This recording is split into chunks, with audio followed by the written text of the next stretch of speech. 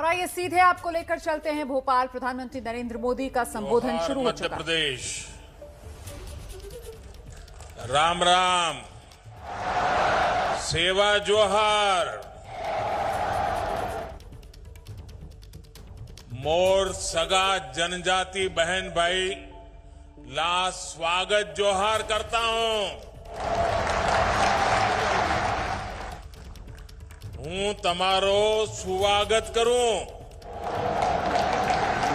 तमाम साम की कम छो।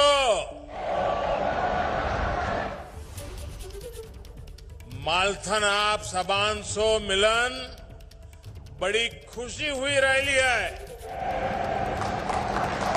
आप सबान थन फिर सी राम राम। मध्य प्रदेश के राज्यपाल श्री मंगूभाई पटेल, जिन्होंने अपना पूरा जीवन आदिवासियों के कल्याण के लिए खपा दिया, वे जीवन भर आदिवासियों के जीवन के लिए सामाजिक संगठन के रूप में, सरकार में मंत्री के रूप में एक समर्पित आदिवासियों के सेवक के रूप में रहे। और मुझे गर्व है कि मध्य प्रदेश के पहले आदिवासी गवर्नर, इसका सम्मान श्री मंगूभाई पटेल के खाते में जाता है।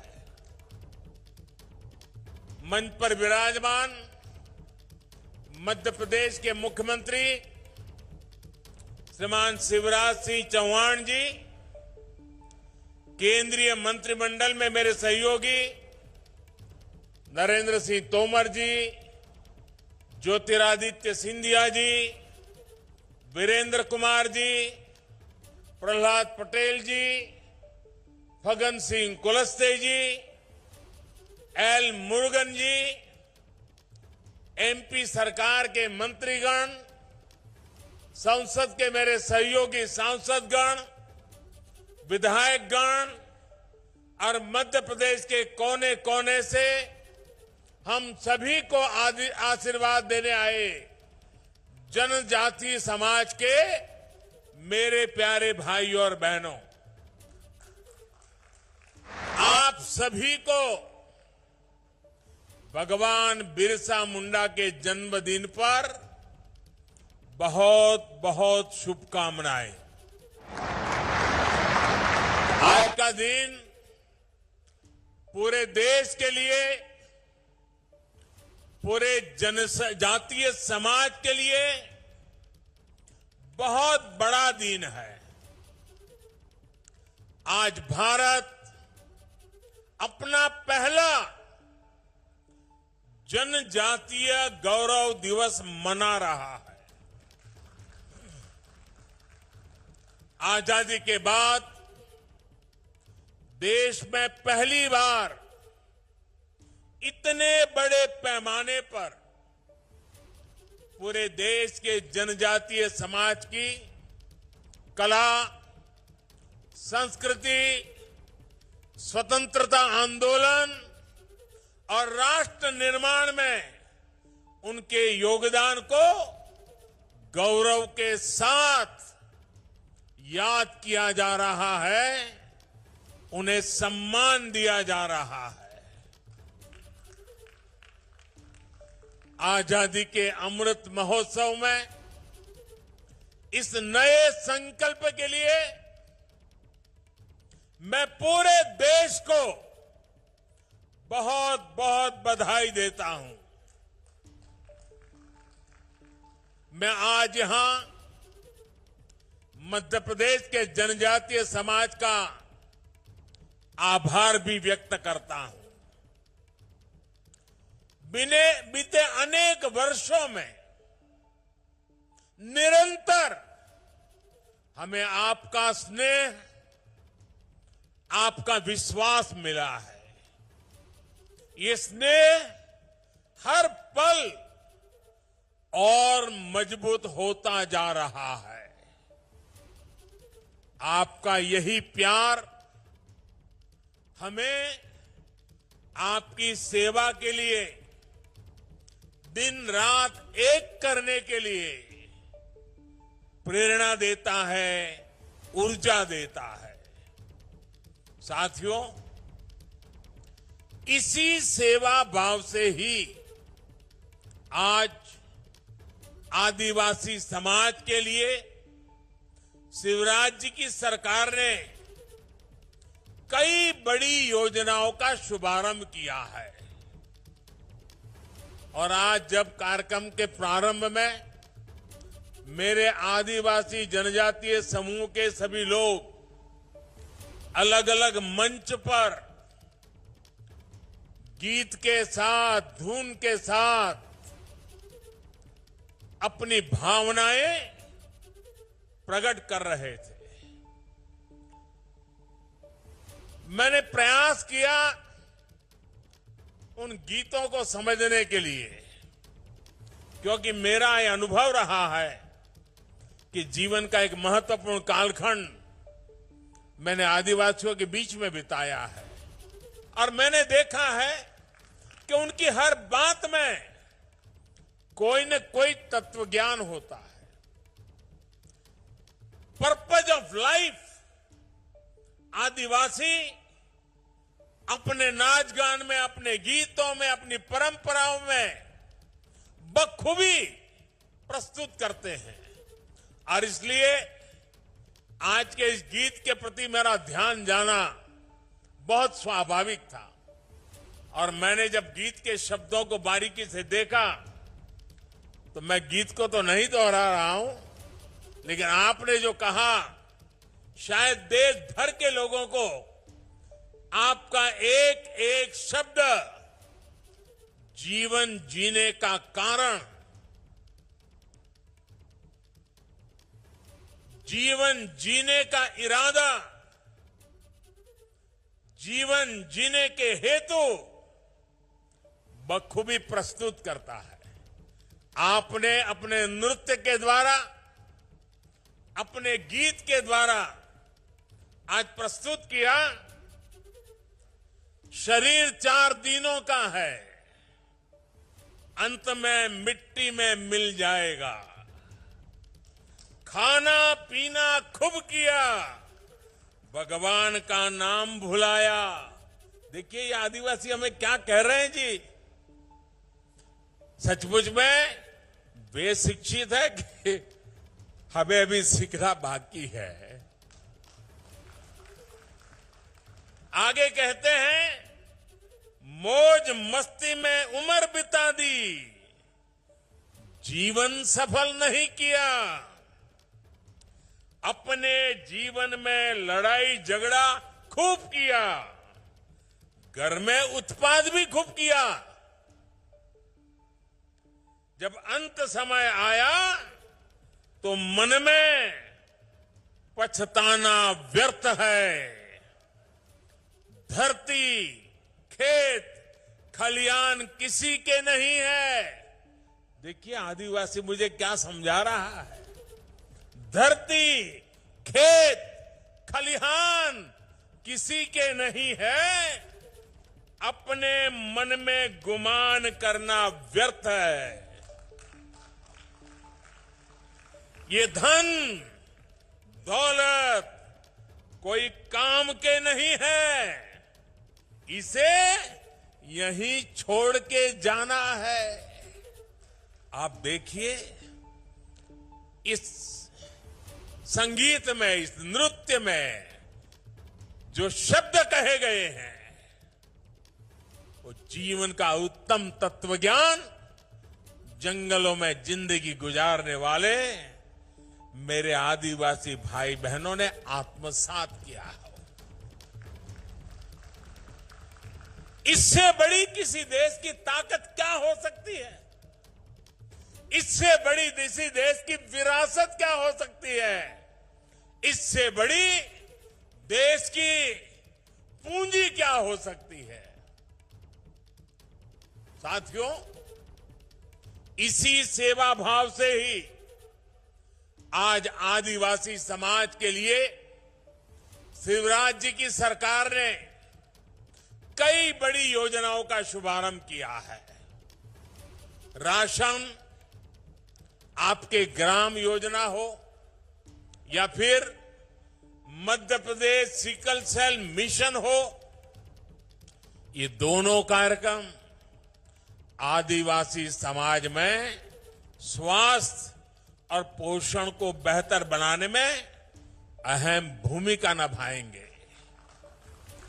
मुझे इसका भी संतोष है कि प्रधानमंत्री गरीब कल्याण अन्न योजना के तहत मुफ्त राशन मिलने से कोरोना काल में गरीब आदिवासी परिवारों को इतनी बड़ी मदद मिली। अब जब गांव में आपके घर के पास सस्ता राशन पहुंचेगा तो आपका समय भी बचेगा और अतिरिक्त खर्च से भी मुक्ति मिलेगी। आयुष्मान भारत योजना से पहले ही अनेक बीमारियों का मुफ्त इलाज आदिवासी समाज को मिल रहा है, देश के गरीबों को मिल रहा है। मुझे खुशी है कि मध्य प्रदेश में जनजातीय परिवारों में तेजी से मुफ्त टीकाकरण भी हो रहा है। दुनिया के पढ़े लिखे देशों में भी टीकाकरण को लेकर के सवालिया निशान लगाने की खबरें आती हैं, लेकिन मेरा आदिवासी भाई बहन टीकाकरण के महत्व को समझता भी है, स्वीकारता भी है और देश को बचाने में अपनी भूमिका अदा कर रहा है। इससे बड़ी समझदारी क्या होती है? 100 साल की सबसे बड़ी महामारी से सारी दुनिया लड़ रही है। सबसे बड़ी महामारी से निपटने के लिए जनजातीय समाज के सभी साथियों का वैक्सीनेशन के लिए आगे बढ़कर आना सचमुच में यह अपने आप में गौरवपूर्ण घटना है। पढ़े लिखे शहरों में रहने वाले लोगों ने मेरे इन आदिवासी भाइयों से बहुत कुछ सीखने जैसा है। साथियों, आज यहां भोपाल आने से पहले मुझे रांची में झारखंड भगवान बिरसा मुंडा स्वतंत्रता सेनानी म्यूजियम का लोकार्पण करने का सौभाग्य मिला है। आजादी की लड़ाई में जनजातीय नायक नायिकाओं की वीर गाथाओं को देश के सामने लाना, उसे नई पीढ़ी से परिचित कराना हमारा कर्तव्य है। गुलामी के कालखंड में विदेशी शासन के खिलाफ खासी गारो आंदोलन, मिजो आंदोलन, कोल आंदोलन समेत कई संग्राम हुए। गौंड महारानी वीर दुर्गावती का शौर्य हो या फिर रानी कमलापति का बलिदान, देश इन्हें भूल नहीं सकता। वीर महाराणा प्रताप के संघर्ष की कल्पना उन बहादुर भीलों के बिना नहीं की जा सकती जिन्होंने कंधे से कंधा मिलाकर राणा प्रताप के साथ लड़ाई के मैदान में अपने आप को बलि चढ़ा दिया था। हम सभी इनके ऋणी हैं। हम सभी इस ऋण को कभी चुका नहीं सकते, लेकिन अपनी इस विरासत को संजोकर उसे उचित स्थान देकर अपना दायित्व जरूर निभा सकते हैं। भाई और बहनों, आज जब मैं आपसे अपनी विरासत को संजोने की बात कर रहा हूं, तो देश के प्रख्यात इतिहासकार शिव शाहीर बाबा साहब पुरंदरे जी को भी याद करूंगा। आज ही सुबह पता चला वे हमें छोड़ करके चले गए, उनका देहावसान हुआ है। पद्म विभूषण बाबा साहब पुरंदरे जी ने छत्रपति शिवाजी महाराज के जीवन को, उनके इतिहास को सामान्य जन तक पहुंचाने में जो योगदान दिया है वो अमूल्य है। यहां की सरकार ने उन्हें कालिदास पुरस्कार भी दिया था। छत्रपति शिवाजी महाराज के जिन आदर्शों को बाबा साहब पुरंदरे जी ने देश के सामने रखा, वो आदर्श हमें निरंतर प्रेरणा देते रहेंगे। मैं बाबा साहब पुरंदरे जी को अपनी भावभीनी श्रद्धांजलि देता हूं। साथियों, आज जब हम राष्ट्रीय मंचों से राष्ट्र निर्माण में जनजातीय समाज के योगदान की चर्चा करते हैं, तो कुछ लोगों को जरा हैरानी होती है।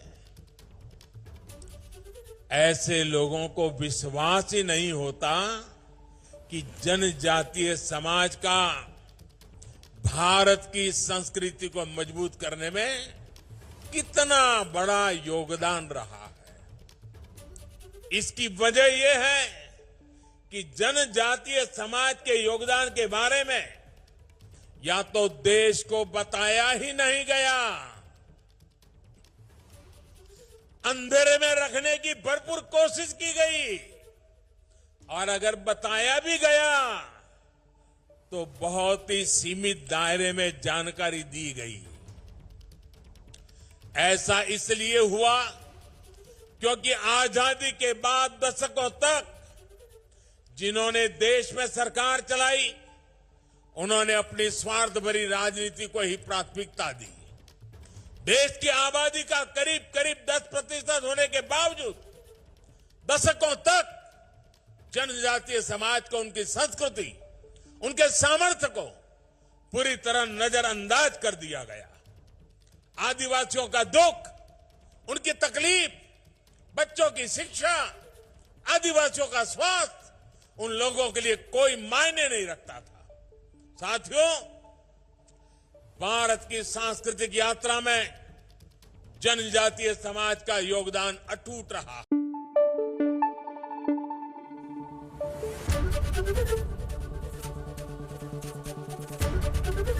एबीपी न्यूज आपको रखे आगे।